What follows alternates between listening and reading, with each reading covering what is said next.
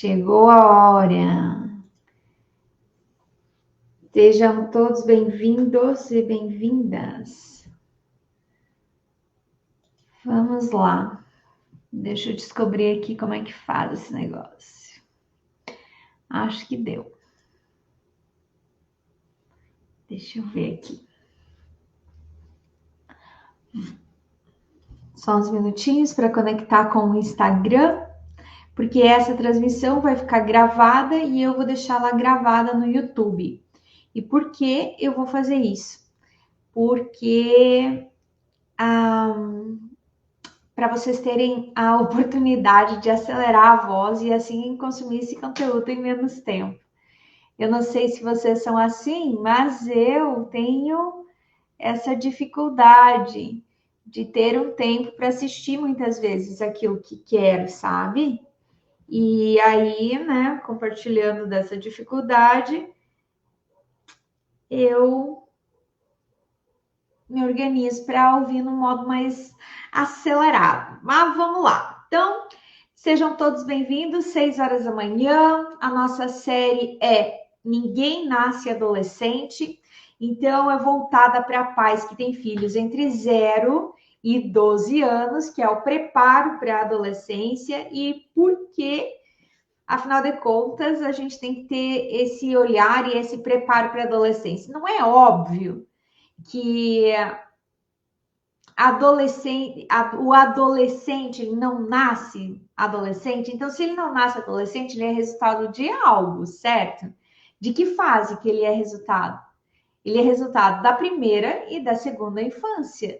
Então, quando eu faço os meus atendimentos, todos eles, isso já há 18 anos, todos os comportamentos descritos para o momento, eu já trago ele ali para frente. Claro que eu avalio dentro da particularidade da casa, dentro da particularidade da família, o temperamento. Bom, com esse temperamento, indo sobre esse viés, a chance de ele entrar nessa sequência ou a chance desse comportamento virar este, a possibilidade dessa conexão ir acontecendo dessa e dessa forma, é aquela. Então, assim, enquanto possibilidade da qual eu descrevo, eu sempre peço para os pais, o que você acha?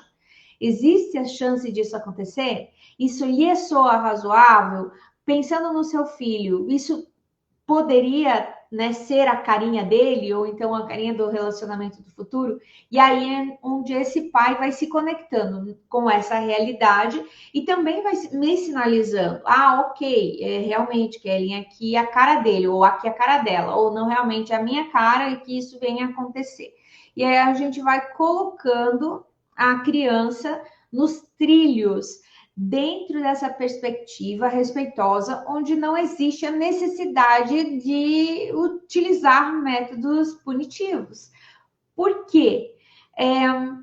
Se fosse essa a única condição para que a criança tivesse mudanças de comportamento, ok, é isso que precisa ser feito, porque essa criança ela precisa ser treinada para ela viver em sociedade. Ela chega no mundinho dela e eu espero que eu esteja no. Gente do céu, eu espero que eu esteja no Instagram. Vamos ver aqui. Eu realmente espero. Eu vou adorar se vocês conseguirem me dizer se eu tô. Tá. Ai, né? Tecnologia. Vamos continuar. Bom, vai ficar no YouTube de qualquer forma, vai ficar gravado, então vamos seguir. Qual parte estava? Tá. Então, muitas vezes essa pretensão, né, de querer que a criança ela cumpra alguns critérios que não estão de acordo com a faixa etária, é outro cuidado que a gente tem que ter. Lembrei onde eu estava. A criança, sim, ela precisa ser treinada para conviver em sociedade. Ela chega, uma recém-chegada nesse planeta e ela está aprendendo o quê? Ela está aprendendo os códigos Ela está aprendendo, com esse comportamento eu recebo isso. Então quando eu ajo dessa forma, acontece aquilo. E quando eu quero, só que acontece é que isso não é consciente da criança. Isso vai meio que ações e reações. Essa compreensão mais elaborada, ela vai acontecer de uma maneira mais consciente depois dos 12 anos.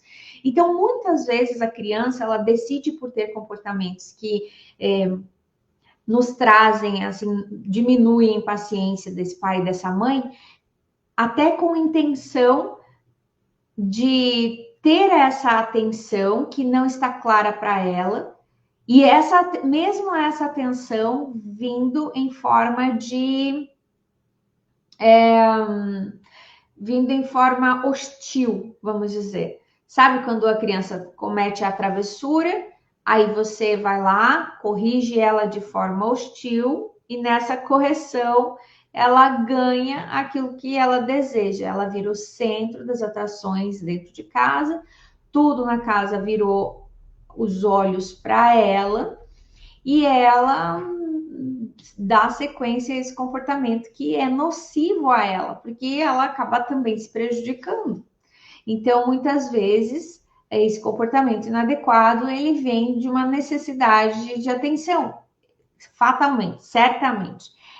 Sim, ele vem sim de uma necessidade. Agora, se é da atenção, aí a gente investiga, certo? Vamos lá.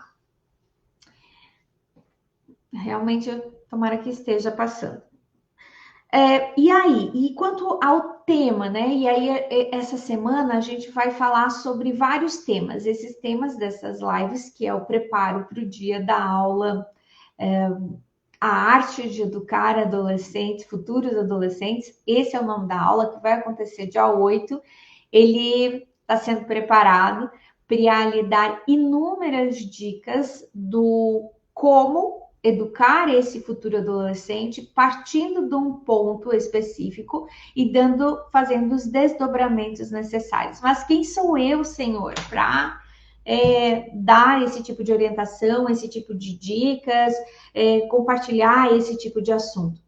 Meu nome é Kellen Pimentel, eu sou neuropsicopedagoga clínica, também sou orientadora parental, sou especialista em desenvolvimento infantil, neurociência e educação.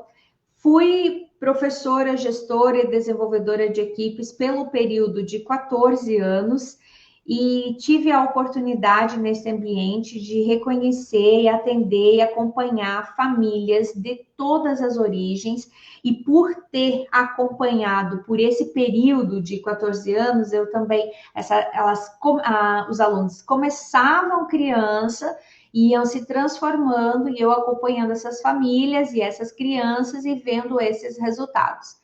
E por vezes esses resultados eles me traziam preocupação, porque eu identificava pais extremamente carinhosos e gentis tendo filhos na adolescência com sérios problemas de conduta. O inverso proporcionalmente igual, né? Então, pais extremamente firmes, exigentes, ameaçadores, muitas vezes, que recebiam esse adolescente num nível também difícil de lidar, vamos dizer. E nessa prática, e nessas observações, eu tinha meu filho e eu ficava pensando como conduzir ele, né? Como conduzi-lo para que a gente tivesse uma adolescência mais tranquila, com desafios mais administráveis, vamos dizer assim. E eu cheguei à seguinte conclusão por um bom tempo, que era sorte, que às vezes dava certo e às vezes não dava. Então eu deveria fazer o quê? Eu deveria seguir os meus instintos. E baseada na minha boa intenção, eu deveria promover essa educação. Porque pelo menos eu pensava, se der ruim, se der errado, lá na frente eu vou dizer, pelo menos eu segui aquilo que eu acreditava. e eu não fiquei insegura, porque no momento que eu comecei a observar esse resultado nessas famílias, eu, tanto positivo quanto negativo, eu comecei a ficar insegura porque eu comecei a me perder de mim. E o ato de eu me perder de mim enquanto mãe, em relação às mediações que eu estava proporcionando para o meu filho, ele estava diretamente ligado ao fato de não ter uma visão a médio e longo prazo. Então, eu estava educando para o momento. Caso eu, né, quando eu me perdia de mim, quando eu ficava insegura, eu começava a educar para o momento. Porque muitas vezes, digamos, eu fui, quem me acompanha sabe, eu fui uma mãe mais exigente do que gostaria de ter sido. E quando eu era muito pacienciosa, quando eu era muito de conversar e de explicar número 1, número 2, número 3, eu tinha enquanto resultado negativa do meu filho. Então, se eu tinha enquanto resultado negativa, o que eu pensava? Não funciona, porque eu não tinha visão a médio e longo prazo. Veja bem, eu tenho 48 anos e eu tive meu filho aos 20. Então, para vocês colocarem aí um número, eu fui mãe em 1995. Nessa época que eu fui mãe, não tinha o conteúdo que tem hoje, não tinha acesso à informação. Porém, intimamente, eu intuía que a agressividade não era bem-vinda em nenhum tipo de relacionamento. Eu partia dessa base, a agressividade não é bem-vinda em nenhum tipo de relacionamento. Não é no adulto, não é com funcionários, não é com amigos, não é com marido, namorada. Por quê? Porque então o método punitivo, métodos mais hostis, seria o ideal para educar uma criança, para educar um filho. Ok? Com essa informação, sem o conhecimento acessado, o que isso significava para mim? Que tinha algo que eu não sabia. Essa era a minha certeza. Tinha algo que eu não sabia. Enquanto eu não sabia, eu faria da maneira que eu achava que deveria. Quais as minhas referências enquanto preocupação e também posicionamento? Minhas referências estavam relacionadas à adolescência que eu tive. A adolescência que eu tive, adolescentes que conviveram comigo e também adolescentes que eu conheci agora depois de adulto. Então, quando eu vi os adolescentes depois de adulto, seja familiar, depois de adulta, seja familiares ou mesmo onde eu atuava como educadora, eu me assustava e eu pensava, Senhor, meu Deus do céu, o que vai ser de mim se meu filho for assim? Não, meu filho não vai ser assim, mas de jeito nenhum, nem que eu, A, B e C. E aqui, ó, quero que vocês não pratiquem o julgamento, tudo bem? E também se identifiquem. Quando vocês olham para um filho da amiga X, do amigo Y, e vocês dizem, não, né? Meu Deus, se for meu filho, credo, né? Se for meu filho, meu Deus, vai acontecer isso, vai acontecer isso, vai acontecer aquilo. E daí vem a vida e se apresenta trazendo aquele presente para você, empacotadinho naquele zoinho, coisa mais linda do mundo, onde a gente de dia quer fugir e quando olha de noite eles estão dormindo. Aquela enxurrada de culpa, aquela enxurrada de questionamentos, né? O que eu estou fazendo? Para que lado eu vou? E é você, pai e mãe, que eu quero ajudar. Pais de filhos da primeira e da segunda infância, e sim, eu atendo pais de adolescentes, e sim, eu atendo pais de adultos, e sim, atendo também adolescentes e adultos, mas neste evento, esse evento em especial, eu vou trabalhar na fonte do problema. e a fonte do problema é a primeira e a segunda infância. Dando continuidade, né, sobre essas crianças que eu percebia, eu comecei, nesse ambiente do qual eu trabalhava, eu comecei a ligar alguns pontos. E quando meu filho tinha entre 16 e 17 anos, eu estava almoçando com ele e percebi que a gente não estava conversando. Mas eu sou uma pessoa extremamente comunicativa, eu sou uma pessoa de fala fácil, vocês já devem ter percebido. E aí eu pensei assim, deve ser uma fase, vai passar essa fase. E eu disse, cara, mas e se a fase não passar? Se a fase não passar, tem alguém que eu conheço que tem um vínculo comprometido com o pai e com a mãe? E nesse momento, no chão, né, o meu chão, assim, eu senti o chão tremer. Eu disse, caramba, eu conheço muita gente que não tem um bom relacionamento com o pai e com a mãe. Será que isso vai acontecer com o meu filho agora? Com a minha relação com ele agora? E nessa dinâmica, eu repassei rapidamente, em alguns segundos, eu repassei toda a minha trajetória com ele. Almocei com ele até o segundo ano do ensino médio, depois ele foi para o terceirão, e daí ele foi estudar num colégio no centro, morava na época em Florianópolis, e, e aí isso foi emocionante, impactante, e eu só tinha uma certeza, eu tinha que fazer alguma coisa. Por que era eu que tinha que fazer alguma coisa? Porque, obviamente, não vai ser o adolescente que vai querer algo, certo? O adolescente, né, neste período, a prioridade deles é as amizades. Ele só quer ligar o mute do pai e da mãe e viver a vida dele ali dentro daquele, muitas vezes, daquele caos que ele se encontra, com aquela explosão hormonal, aquelas necessidades todas em relação a sentir alegria, sentir prazer, a questionar a vida, questionar o próprio pai, porque depois dos 12 anos, até 12 anos, você é o herói, a heroína. Depois dos 12, a informação ela começa a se acomodar, ela começa a ir para outros lugares. Depois dos 12. Começa a ter reflexão, peraí, mas a minha mãe mente? Não, mas peraí, mas meu pai age assim, mas isso está errado.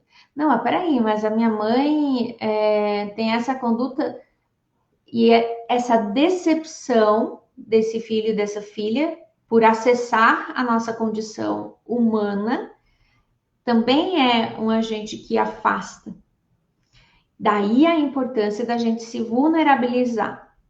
O vínculo ele é estabelecido até os 12 anos, gente. Depois disso, esse vínculo ele é o que é. Então, esse vínculo afetuoso, esse vínculo amoroso, esse prazer em conversar, essa troca de ideias, ela tem que acontecer antes dos 12. Depois dos 12 será a exceção. E aí, como conduzir então? Se quando a criança vem falar conosco, antes dos 12 anos, a gente nunca tem tempo, a gente não tem paciência para ouvir aqueles papos antes dos 12, né? Também na adolescência, dá um calor e a gente só tem que se apegar muitas vezes à informação, ele não é isso, é só uma fase, essa fase vai passar e daí ter clareza. Qual é a fase que passa? Qual é a fase que passa? Qual é a fase que fica? Quem é o seu filho na adolescência? Porque inúmeras vezes a pergunta que os pais chegam para mim é: eu não reconheço. Eu não reconheço isso, não condiz com a educação que foi imprimida até agora. Eu preciso de ajuda. E quando esse pai chega até mim nessa condição para pedir ajuda, eu já fico feliz. Eu fico feliz porque é um pai que quer mudança. Mas e aí? Vamos ao nosso assunto? O que acontece quando o comportamento dos nossos filhos ele acaba tirando tanto a nossa paciência ao ponto de a gente se perguntar como é que eu volto? Inúmeras mães já se perguntaram e chegam até mim falando: eu quero a minha vida de volta. Eu quero como eu faço para eu ter a minha vida de volta? E aí, quando isso acontece, aí a escala ela começa, tá? Quando que eu vou ter minha vida de volta? Qual é a vida que você deseja ter de volta? Ah, eu quero dormir tarde, eu quero almoçar em paz, eu quero não precisar levar para a escola, eu quero voltar a tomar minha cerveja, meu vinho. Ah, eu quero voltar a sair com meus amigos, com as minhas amigas. Para cada querer que você deseja, vai ter uma época para que isso aconteça. Então, vamos lá. Quando que eu vou poder voltar a tomar minha cerveja e meu vinho? Se você não amamenta, a partir do momento que você não amamentar. Então, até que idade você pretende amamentar? Ah, vai poder tomar seu vinho e sua cerveja mais do que deveria na frente dos seus filhos? Não. Em quais situações que você vai poder fazer isso? Quando você sai com os amigos, quando ele está dormindo na casa de um parente, quando ele está numa festinha, esse é o teu momento. Deixar a criança com a sua mãe. Ah, quando que você vai poder almoçar em paz? Aí vai depender da tua organização, da tua dinâmica de vida. Qual é o período que você pretende almoçar com seu filho? Eu, por exemplo, eu almocei até o segundo ano do ensino médio, almocei com meu filho. Até o segundo ano do ensino médio, todas as vezes, as raras vezes, as poucas vezes que eu não almoçava com ele, eu me sentia muito bem porque eu não precisava comer salada. Porque eu comia até o segundo ano do ensino médio salada para ser o exemplo. E sim, meu filho come muita salada. E eu, hoje que ele não mora mais comigo, é casado, tem a família dele, eu como pouca salada. Passei a comer por consciência de que é saudável e não por apreciar. Percebe? Então, assim, quando e qual é o momento? Porque tô trazendo aqui para vocês uma informação muito importante que é alinhar a expectativa. Quando a gente não alinha a expectativa para aquilo que a gente deseja, para aquilo que a gente quer, a gente tende a se frustrar. Vou colocar aqui, alinhar a expectativa, que dá para falar muito sobre isso aqui. Expectativa. Quando a gente tem a expectativa alta sobre algo, dentro desse nosso desejo, dentro desse nosso querer, a gente se frustra. Então, alinhe a expectativa. Quando você vai ter a sua vida de volta? Porque agora você é mãe. Na verdade, você é mãe durante essa existência. Isso pode apavorar e pode ser uma delícia também. Vamos avançar um pouquinho? Quando essa criança, a gente pergunta, né? Ou então a gente pensa em desistir dos filhos, e aqui eu quero um papo reto, certo? De mãe para mãe. Se isso nunca passou pela sua cabeça, ótimo, é porque você não viveu tempo suficiente ainda com seus filhos. E por que eu tô trazendo isso? É porque às vezes as mães chegam até mim nos atendimentos ou mesmo no curso devastada pela culpa por ter estes sentimentos.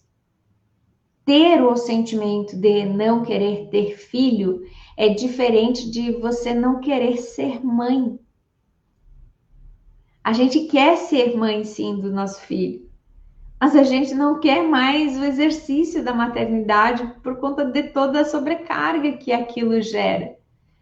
E quando a gente tem esse sentimento que nos devasta internamente, sobre esse desejo tão absurdo, como que eu, mãe dessa criança tão perfeita, tão maravilhosa, tão abençoada, como que isso passa pela minha cabeça?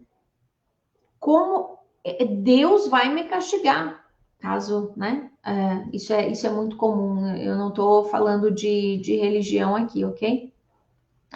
eu vou ser punida pelo universo.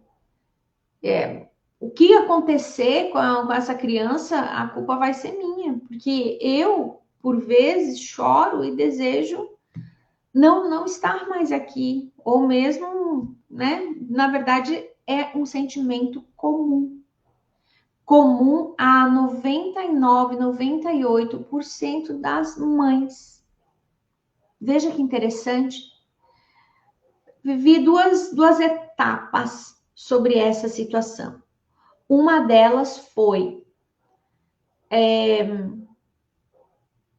o arrependimento, né, de ter esse sentimento e essa devastação interna, recheada de culpa. E a outra foi a libertação e a alegria de saber que outras mães tinham sentimentos semelhantes. Isso para mim foi um divisor de águas. Então, eu espero que esse conteúdo ele signifique algo para você também, em termos de identificação, de ver o quanto é normal, o quanto não é. E aí agora a gente vai aprofundar um pouquinho mais. No momento que a gente tem essa clareza, e aí nos resta as perguntas que eu me fiz, né? Quando estava lá no auge do meu descontentamento comigo mesma. Primeiro passo foi com os meus estudos, eu descobri que eu precisava me responsabilizar 100% pela mudança. Ah, mas a mudança não vai acontecer se o outro não mudar. Não, mas cada um tem 50%. Se cada um tem 50%, eu vou fazer 100% do meu 50%. Porque existe aqui uma máxima, que eu pensei, né? Se meu filho era adolescente, veja bem, eu já estava com a criança adolescida, ok? Então eu pensei, ok, então eu vou mandar para fora de casa. Aí eu pensei, como eu fico se ele sair de casa? Não, essa opção não é possível. Ok, vou mandar fazer um intercâmbio para outro país. Daí eu pensei, não, também não é possível, também não dá. E se ele for morar com um parente? Também não iria conseguir. Quando eu digo não é possível, eu não conseguiria, é porque ele morando fora, eu ia querer saber como ele estava, eu ia querer acompanhar, iria querer estar lá, eu não ficaria em paz com ele longe. Morando fora de casa, então nem pensar. Morando com parente também não. Fato é, aquele guri naquela época era minha responsabilidade e eu precisava, e aqui é uma tensão, assim, ó, não tenho palavras para dizer o quanto isso que eu vou dizer aqui é importante. Precisava nutrir o vínculo, porque sim, o vínculo ele pode ser comprometido. E sim, existem mães que torcem pela felicidade dos filhos, mas não gostam de estar junto, não gostam de estar perto, não nutriram. Quando se perdeu esse vínculo, não aproximou. E não é que não aproximou da parte dos filhos para as mães, não aproximou da parte das mães para os filhos. Recebo e atendo mães que me dizem, inclusive, eu sinto que a minha mãe não gosta de mim, eu sinto que o meu pai não gosta de mim. A sensação que eu tenho é que meu pai não gosta de mim, a sensação que eu tenho é que minha mãe não gosta de mim. E como eu faço atendimento, orientação parental, muitas vezes eu falo isoladamente, com um, com dois, com três, falo com a mãe, falo com o filho, falo com o marido, às vezes eu falo com a irmã, enfim, aquilo que eu vejo como necessário. E essa mãe diz: eu não tenho prazer nenhum em estar perto. Eu torço por ele, mas eu quero ele longe. Eu torço por ela, mas eu quero ela longe. É intratável, é intragável. Eu não admiro. O amor eu continuo sentindo. Mas eu não admiro mais esse meu filho, essa minha filha. E esse vínculo ele se perdeu na primeira e na segunda infância. É forte isso que eu tô dizendo, né? Mas eu não quero que você pense nisso olhando para o seu filho, para a sua filha, e imaginando o quanto isso é absurdo aos seus ouvidos. Eu quero que você escute isso pensando nas suas relações com seus pais, na sua relação com seus pais, na relação do seu marido com os pais dele. nas suas amizades. Está mais perto do que do que a gente gostaria, né? Do que eu imaginaria, né? Isso aconteceu comigo.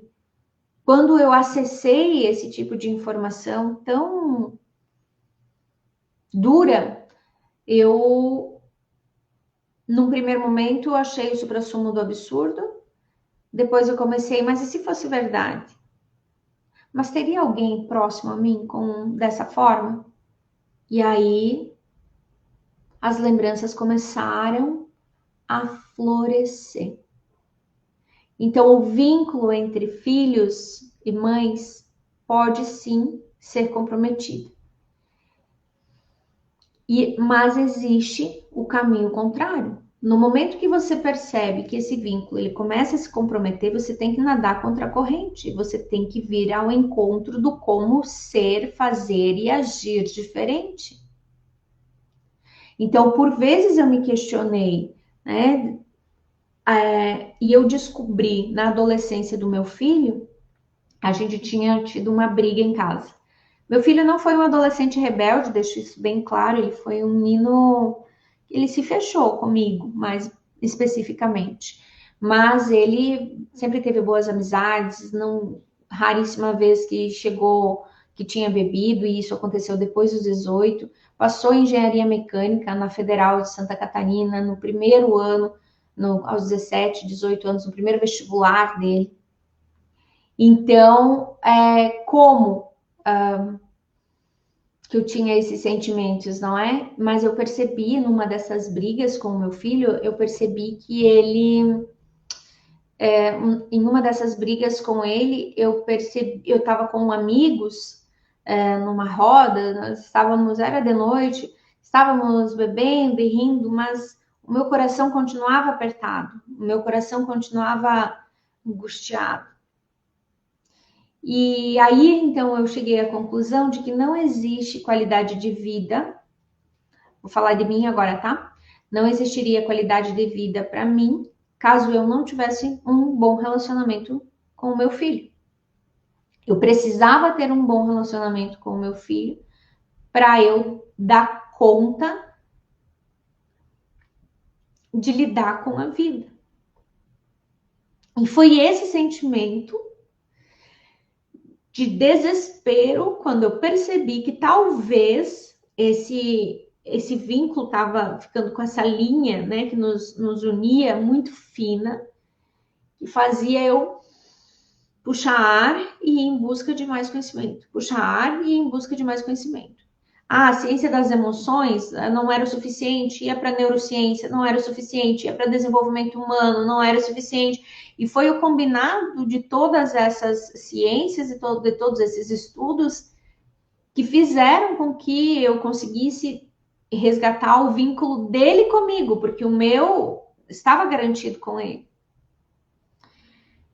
E eu consegui, então quero deixar isso bem claro. E vou contar para vocês outras questões. Deixa eu ver qual horário que a gente tá. Já passou do meu horário, era 30 minutos essa live.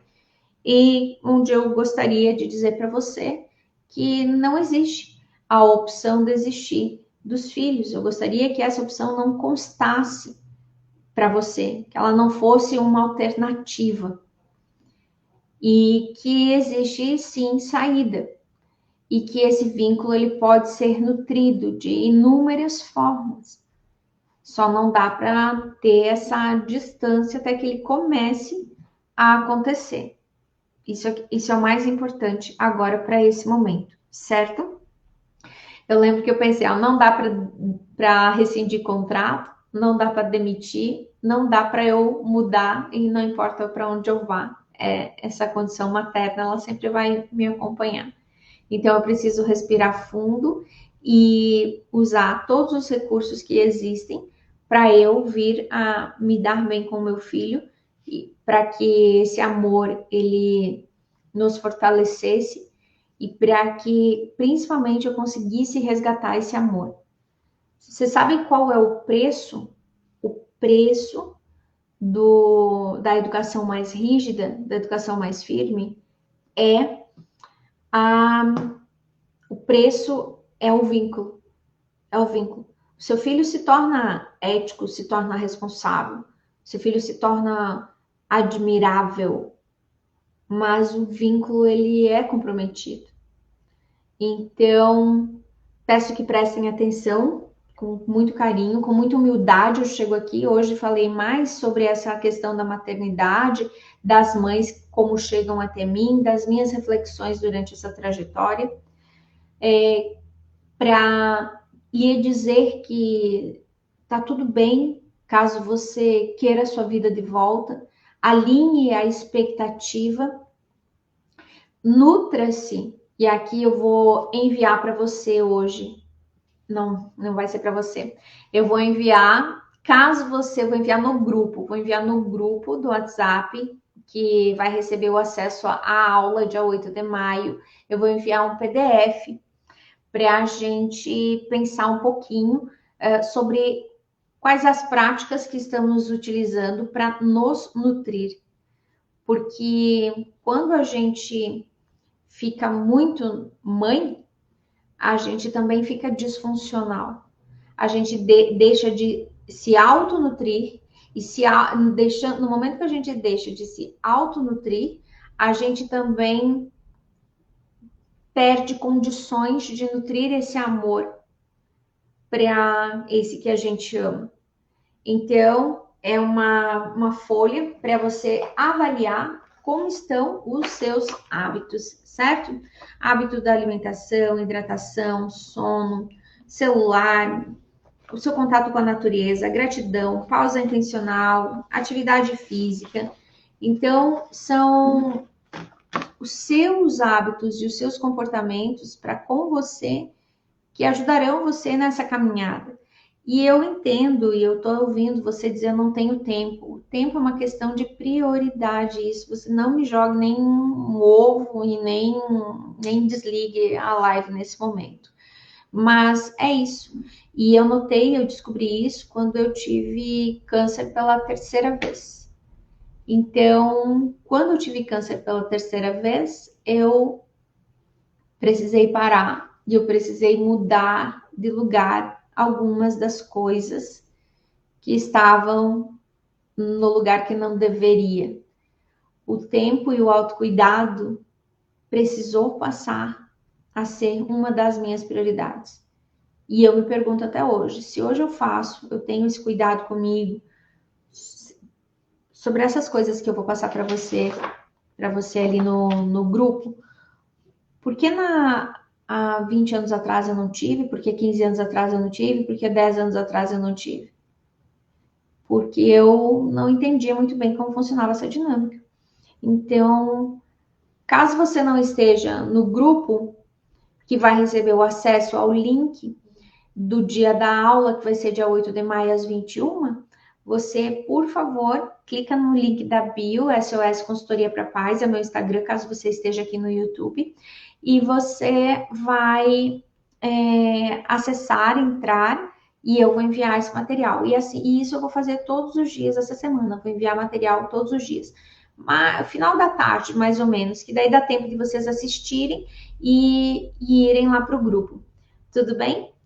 Então, lembrando, as crianças, né, os filhos, eles não nascem adolescente. A adolescência é o resultado de algo.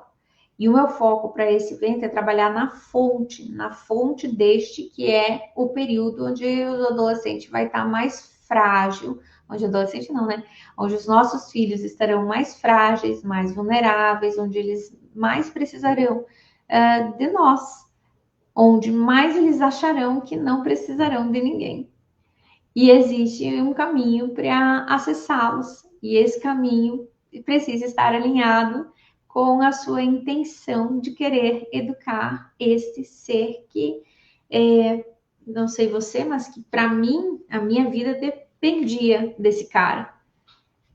Sem ele ou com a vida dele comprometida, eu poderia e eu posso fracassar em qualquer área da minha vida. Como mãe, essa não é uma opção, não. Então, se você, assim como eu, pensa de forma semelhante, não fica fora deste evento, que vai ser muito especial. Até amanhã. Espero você e vai lá pro grupo, ok?